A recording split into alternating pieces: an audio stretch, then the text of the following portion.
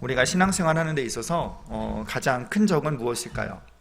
하나님을 경외하는 자리에 서 있지 못하게 하고 하나님 예배하는 자리에 서 있지 못하게 하는 우리에게 있어서 가장 근본적인 것은 무엇일까요?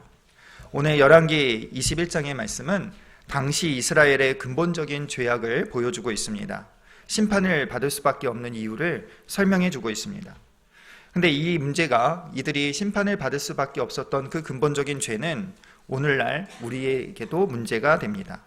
이것은 오늘 본문은 우리에게 영적 싸움이 무엇이고 우리가 무엇에 대하여 영적 전쟁을 해야 되는지 영적 싸움의 대상에 대해서 말씀해 주고 있습니다. 이 20장, 우리가 20장은 읽지는 않았는데 20장과 21장의 주제는 같습니다. 더 정확히는 오늘 우리가 읽은 본문이 20장과 21장의 주제를 더 확실하게 부각시켜주고 있는 본문이에요. 이제 먼저 20장은 우리가 보지는 않았지만 잠깐 설명을 하면 이런 거예요. 아람과의 두 차례의 전쟁이 일어납니다. 그 두 차례의 전쟁에서 승리한 내용이 바로 20장의 내용이에요.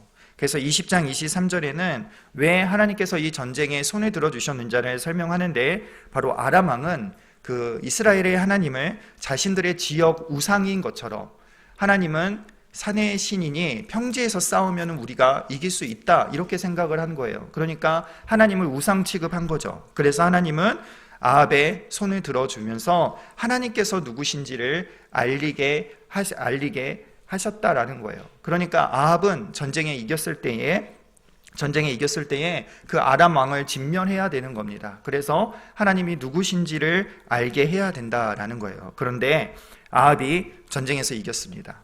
근데 아합은 아람 왕을 진멸하지 않아요. 그와 더불어 오히려 수교를 맺습니다. 수교를 맺고 돌려보냅니다. 그러면서 돌려보내는 조건이 무엇이냐? 다메섹에 있는 아람의 수도인 다메섹에 이스라엘의 시장 같은 거를 세우는 거예요. 그리고 전에 빼앗겼던 그러한 그 북이스라엘의 지역들을 다시 되찾아오는 겁니다. 근데 이게 죄가 된 거예요. 그래서 하나님께서 42절에 심판을 선언하시죠. 하나님께서 내가 죽이기로 작정한 그 아람의 왕을 죽이지 아니하였으니 대신에 너가 죽어야 된다. 이제는 너가 그 대가를 치러야 된다라고 이렇게 하나님께서 심판을 선언하십니다. 그랬더니 그 말씀을 들은 아합의 태도, 이게 중요한 거예요. 아합의 태도가 43절에서 이렇게 반응해요. 왕이 근심하고 답답하여 왕궁으로 가려고 사마리아로 돌아왔더라라는 거예요. 그 후에, 그리고 나서 이제 21장이 이어지죠. 그 후에 라고 시작을 합니다. 앞의 사건과 연관이 되어져 있다는 거예요. 나봇이라는 사람이 이스라엘의 포도원 하나를 가지고 있었습니다. 이 포도원은 좀 괜찮았던 것 같아요. 그래서 아합이 팔라고 하죠. 근데 나봇은 팔지 않습니다. 아합이 더 아름다운 포도원을 주고 돈으로도 주겠다 이렇게 말하지만 거절합니다.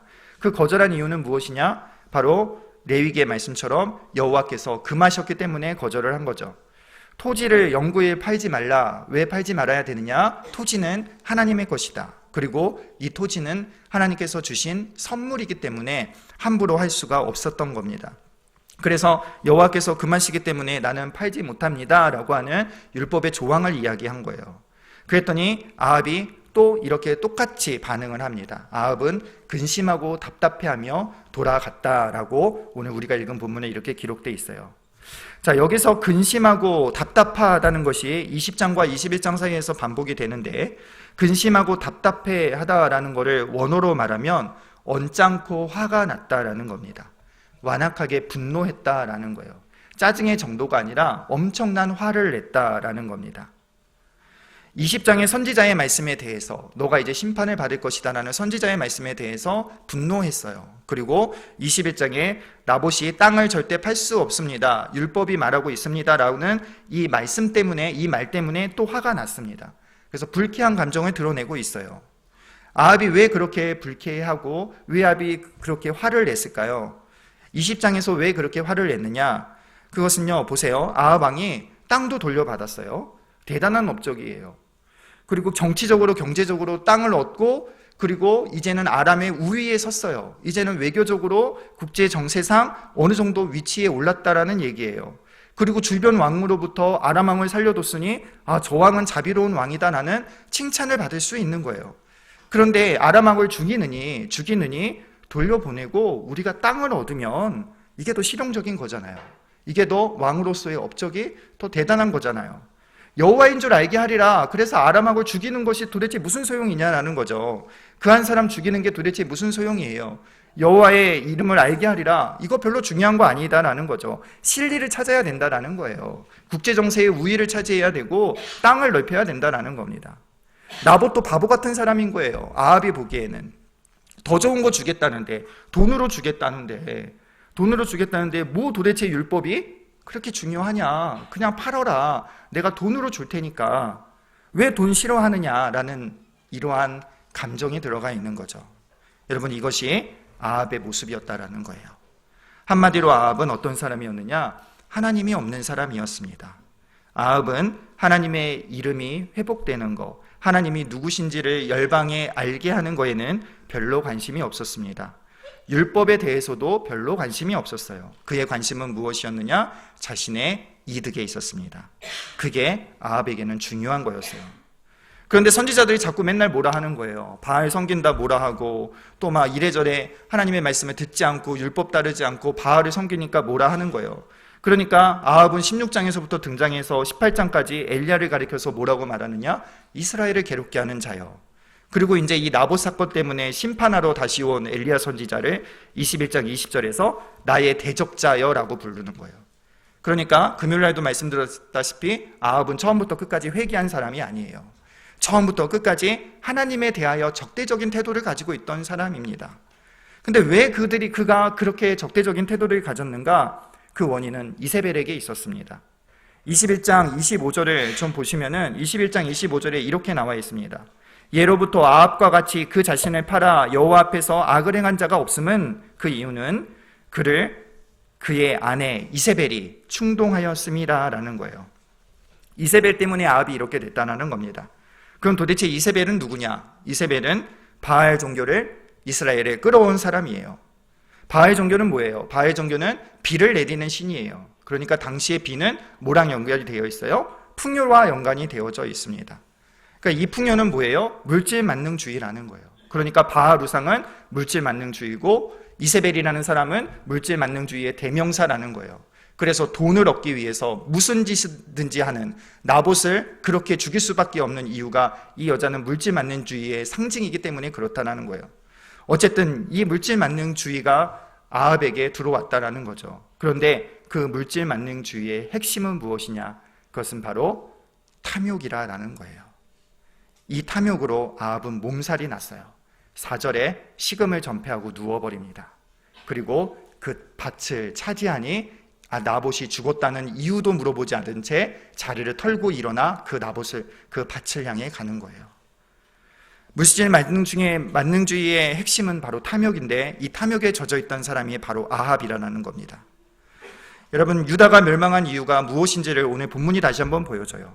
유다가 왜 멸망했어요? 우상 숭배해서 멸망했습니다. 그들이 왜 우상을 숭배했어요? 잘 먹고 잘 살라고.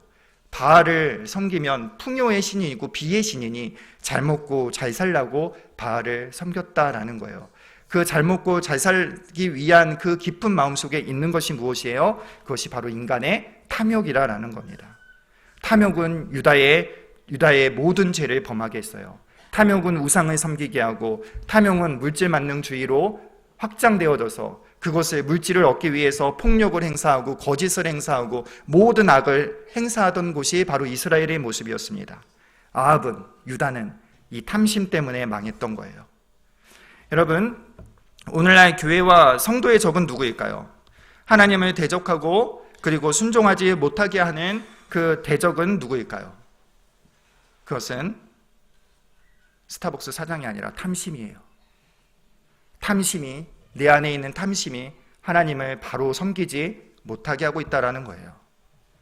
여러분, 아담과 하와는 이 탐심 때문에 타락을 했죠. 먹음직하고 보임직하고 그래서 그것을 먹었습니다. 그리고 그 결과 하나님을 피해 숨었고 그리고 수치를 가리기 시작했어요. 인간의 죄의 역사는 탐심에서 시작합니다. 이 탐심으로 세상의 모든 죄가 등장하게 되었습니다. 그러니까 포로로 끌려간 유다에게 이 본문의 말씀이 요구하는 것은 너희를 망하게 했던 그 탐심을 버리라는 거였어요.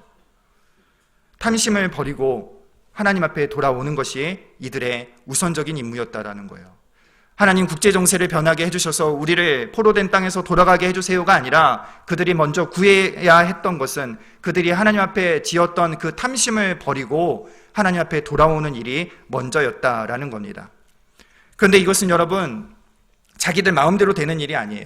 내가 탐심을 버리겠다고 그것이 버려지는 것이 아니에요. 어떤 외부적인 일이 경험되어지고 어떤 외부적인 일을 결단한다고 해서 인간의 탐욕이 해결되어지지는 않아요. 그러니까 하나님께서는 이 포로 가운데 있는 백성들에게 이 위대한 약속을 하시는 겁니다. 에스겔 36장에 이러한 말씀을 하시죠. 내가 새 영을 너희 속에 두고 새 마음을 너희에게 주되 너희 육신에서 굳은 마음을 제거하고 부드러운 마음을 줄 것이라고 이렇게 약속을 하시는 거예요. 그러니까 유대된 포로된 백성들은 그곳에서 구해야 될 것은 바벨론이 빨리 망하게 해주세요가 아니라 우리 안에 굳은 마음을 제거하시고 탐심의 마음을 제거하시고 하나님을 대적하고 하나님 앞에 불순종하는 마음을 제거하시고 하나님 앞에 부드러운 마음, 하나님을 사랑하고 하나님 앞에 순종할 수 있는 그 부드러운 마음을 달라고 기도해야 되는 자리가 바로 그 바벨론의 자리였다라는 거예요. 여러분, 이 부드러운 마음, 하나님께서 탐심을 제거하시는 것, 이것은 신약으로 오면은 거듭남이에요. 여러분, 거듭나지 않은 사람은 탐심을 제거할 수 없습니다. 예수 믿기 전에 우리의 상태는 죄와 허물로 죽은 상태이기 때문에 그래요. 죄와 허물로 죽었다는 것은 단지 내가 믿음으로 반응하지 못한다는 것만을 말하는 것이 아니에요. 단지 내가 덜 행복한 상태라는 것을 말하는 것이 아니에요. 소극적으로 내가 믿음에 대해서 반응하지 못하고 하나님에 대해서 반응하지 못하지만 적극적으로 죄와 허물로 죽었다라는 의미는 내가 하나님과 원수된 상태라는 거예요. 로마서 5장의 말씀처럼 하나님 앞에 원수되었던 상태라는 거예요. 아합처럼 하나님을 대적하는 상태가 죄와 허물로 죽은 상태라는 거예요. 그러니까 진노 가운데 있는 상태고 심판 가운데 있는 상태라는 겁니다. 그래서 거듭나지 않으면요, 우리는 항상 아합처럼 자기 이름을 위해서, 자기 이익을 위해서, 자기 마음대로 탐심을 쫓아 살아갈 수밖에 없는 존재가 바로 우리라는 겁니다. 하나님의 말씀에 언짢아하고, 하나님의 말씀에 불편해하고, 하나님의 말씀에 대적하는 자리에 설 수밖에 없는 것이 바로 우리의 본성이라는 거예요. 여러분, 내가 지속적으로요, 내가 지속적으로 늘 하나님께 관심이 없고, 하나님의 말씀에 늘 믿음으로 반응하지 못하고 하나님의 말씀에 대하여 부드러운 마음이 아니고 언제나 내가 하나님의 말씀 앞에 완고하고 하나님의 말씀이 내게 언제나 불편하고 하나님의 말씀이 내게 언제나 언짢고 하나님이 내게 싫어진다면 싫은 마음이 든다면 불순종이 편하고 내 마음에 사는 것이 내 마음대로 사는 것이 더 좋다면 여러분, 그것은 정기적으로 교회를 다닌다 할지라도 그것은 내가 정기적으로 교회에서 봉사를 한다 할지라도 내가 세례교인이라 할지라도 내가 여러 프로그램을 다 참석한다 할지라도 그럼에도 불구하고 나는 아합이라는 겁니다. 내가 지금 하나님을 대적하는 자리인지 내가 지금 하나님 앞에 원수된 자리에 서 있는지 우리 스스로를 돌아봐야 된다라는 거예요. 여러분, 거듭남은요, 새 창조의 역사예요. 거듭남은 우리에게 새 본성을 심어주는 성경에 기록된 가장 신비한 역사라고 생각이 됩니다. 그것은 하나님의 사랑의 본성을 심어주는 거예요. 하나님 앞에 순종하는 본성을 심어주는 것입니다. 거듭남은요, 우리의 생각을 바꿔놔요. 거듭남은 우리의 감정을 바꿔놓습니다. 거듭남은 우리의 비뚤어진 의지를 회복시켜 줍니다. 그래서 탐심을 향했던 우리의 정서가, 탐심을 향했던 우리의 의지가 이제는 하나님을 향하게 변화되어지는 거예요. 그래서 하나님을 알고, 그래서 억지가 아니라 자발적으로 하나님 앞에 순종하고 자발적으로 하나님을 경외하고 자발적으로 하나님 편에 쓰는 것이 내게 기쁨이 되는 것이에요. 하나님의 말씀 앞에 언짢음과 불편함이 아니라 기쁨으로 순종하는 것이고 하나님의 영광을 나를 위해 사는 것보다 하나님의 영광을 위해 사는 것이 더 기쁘게 받아들여지는 것이 바로 거듭남의 역사라는 겁니다. 이것은 여러분, 성령께서 주권적으로 하시는 일이에요. 우리가 성도되게 우리를 만드시는 일이에요. 구원을 우리에게 적용하시는 하나님의 사역이라는 겁니다. 그런데 여러분, 우리가 주의할 게 있어요.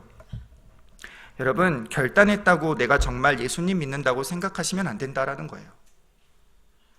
영접기도 했다고 내가 구원받는 사람이다, 영접기도 한 번 했다고 내가 저 사람이 구원받았다라고 단언하면 안 되는 거예요. 여러분, 회심과 결심은 다릅니다. 회심하는 것과 거듭나는 것과 내가 결단하는 것은 다르다라는 거예요. 믿음은 거듭남의 결과예요. 믿음은 회심의 결과예요. 내가 몇 마디 믿겠다고 말해서 믿어지는 것이 아니라는 거예요. 거듭남은 그렇게, 믿음은 그렇게 쉬운 것이 아니에요. 우리 편에서는 어려운 거예요. 여러분, 우리 신앙의 가장 중요한 주제는 바로 거듭남이에요. 오늘날 이야기하는 치유니, 회복이니, 힐링이니, 행복이니, 물론 우리의 삶에서 필요한 것들이지만 이것은 신앙의 주요한 주제가 아닙니다. 신앙의 중요한 주제는 거듭남이에요. 이 거듭남의 본질이 그리고 치유고, 본질적 행복이 치유고, 본질적 거듭남이 행복과 연결된다라는 겁니다. 여러분, 우리는 거듭나야 돼요. 아합처럼 하나님 없이 살고 하나님의 영광에 무관심하고 하나님의 말씀에 언짢아하고 불편해한다면 그것은 매우 위험한 상태라는 겁니다. 여러분, 우리는 거듭나야 해요. 내가 거듭나지 못했다면, 내 자녀가 거듭나지 못했다면 가슴을 치고 구원해 달라고, 긍휼을 베풀어 달라고 하나님 앞에 회개하며 무릎으로 나가야 되는 겁니다. 여러분, 새 마음과 새 영으로 우리의 마음을 바꾸시는, 우리의 본성을 바꾸시는 하나님의 은혜를 우리는 매일 구해야 되는 거예요. 은혜가 있어서, 이러한 은혜가 있어야 여러분 우리에게 참된 생명이 있는 겁니다. 그래야 여러분 우리가 살아요. 우리의 생명이 사는 건 내가 열심히 한다고 해서 사는 것이 아니라 주께서 내 영혼을 거듭나게 하시고 주께서 내 마음을 새롭게 하실 때 우리가 살 수 있는 겁니다. 이러한 은혜가 있어야 여러분 자발적으로 주를 섬겨요. 이러한 은혜가 있어야 기쁨으로 섬기고 하나님의 나라를 누립니다. 여러분, 바라기는 성령께서 우리 안에 새 일을 행하셔서 우리와 우리 자녀들의 마음이 거듭나게 하시고 새롭게 하셔서 아합처럼 하나님 대적하는 자가 아니라 하나님 경외하는 자로 하나님 편에 살아가는 모든 성도와 가족 되시기를 우리 주 여러분도 축원합니다. 여러분, 나봇은요, 아합 시대에 본받을 만한 인물이었어요. 나봇은 탐욕의 시대를 살아가고 있습니다. 물질 만능주의에 살아가고 있어요. 나봇은요, 그러한 시대 가운데 말씀을 따라 산 인물이라고 할 수 있어요. 아합을 거절합니다. 바알을 거절합니다. 불법적인 이득을 거절합니다. 하나님의 선물인 땅, 하나님의 말씀을 더 귀하게 여겼습니다. 왕이 땅을 팔라 그래요. 거절하기가 진짜 쉬운 일이 아니죠. 더군다나 이 아합은 악한 왕이잖아요. 선지자들도 막 죽였던 왕이에요. 무서운 왕이었습니다. 그런데 목숨을 걸고 지금 하나님의 말씀을 지키고 있는 거예요. 또 자기가 부자가 될 수 있는 기회잖아요. 근데 그것도 하나님의 말씀 앞에 그것도 그러한 유혹도 견뎌내는 사람입니다. 여러분, 거듭난 성도에게 탐심은 그 주도권을 잃었습니다. 로마서 6장의 말씀대로 표현하면 신자는 더 이상 죄 아래 있지 아니하고 은혜 아래 있다라고 말씀을 해요. 여기서 죄 아래, 은혜 아래는 지배를 말해요. 그러니까 통치를 말해요. 그러니까 거듭난 성도는 이제 은혜의 통치를 받고 말씀의 통치를 받고 주님의 통치를 받는다라는 거예요. 그런데요, 그렇다고 우리가 거듭났다고 해서 우리 마음에 탐심이 아예 없는 것은 아니죠. 우리 마음에 탐심이 있습니다. 마음의 부패한 본성, 이거는요, 이 주도권은 그런 부패한 본성, 예전에 주인 노릇하던 그런 죄의 권세는 조각처럼 깨졌어요. 그거는 맞아요. 주도권을 잃었어요. 이제는 주도권을 누가 가지고 있느냐? 하나님께서 가지고 계시고 하나님의 은혜가 우리 마음의 주도권을 가지고 있어요. 그런데 우리가 전에 가지고 있던 이 부패한 본성은 조각조각 깨져버렸어요. 그래서 우리의 마음에 군데군데 박혀 있어요. 그러나 주도권은 잃었지만 여전히 힘은 있다라는 거예요. 여전히 세력이 된다라는 겁니다. 그래서 우리의 마음에 늘 기회를 틈타고 우리를 넘어뜨리려 하고 쓰러뜨리려고 하는 우리의 마음에 오염되고 남아있는 탐심들이 있다라는 얘기예요. 그래서 때로는 여러분, 거듭난 신자임에도 불구하고 죄를 지어요. 거듭난 신자임에도 불구하고 하나님 앞에 불순종하기도 합니다. 그래서 성도에게는요, 마음에 잔존하는, 마음에 이 게릴라처럼 남아있는, 조각조각 남아있는 이 부패한 본성들, 탐심의 본성들을 몰아내는 작업이 일평생 필요해요. 이게 영적인 전쟁이에요. 이게 성화라는 겁니다. 영적인 전쟁이라는 것은 무슨 어마어마한 것들이 아니에요. 영적인 전쟁은 바로 내 안에서 이루어지는 거예요. 어떤 목사님이 이런 말씀을 하셨어요.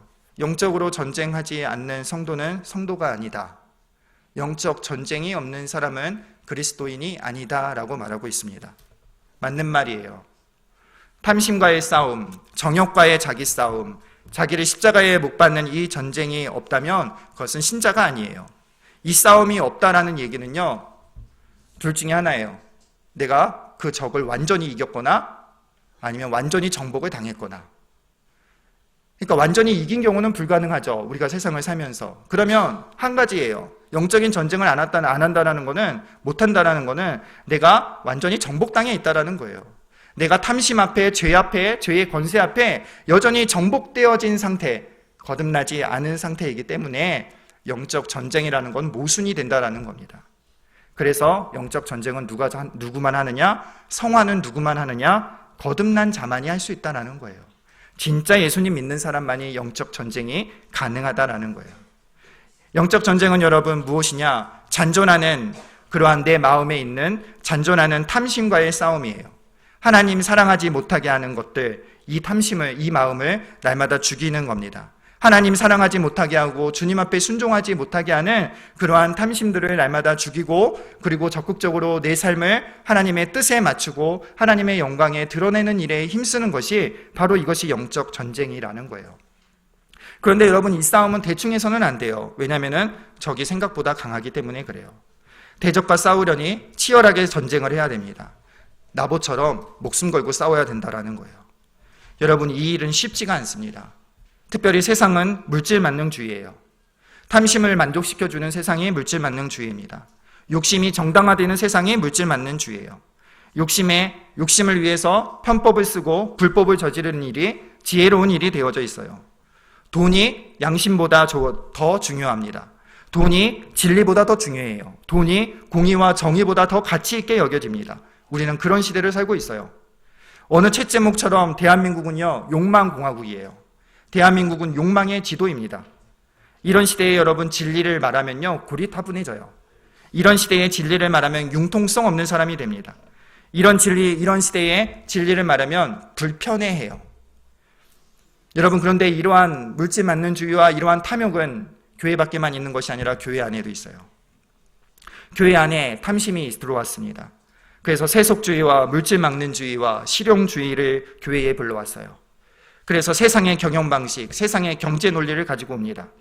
그래서 성장만 하는 데만 급급한 게 한국교회의 그동안의 모습이었습니다. 설교 강단에 있는 목회자에게도 탐심이 있습니다. 자신의 이름을 드러내고 인정받기 원하는 탐심이 순간순간 올라와서 늘 이것과 싸우는 것이 목회자입니다. 직분자들에게도 직분이 명예가 되고, 직분과 봉사가 내 이름이 높아지고 인정받으려고 하는 도구가 됩니다.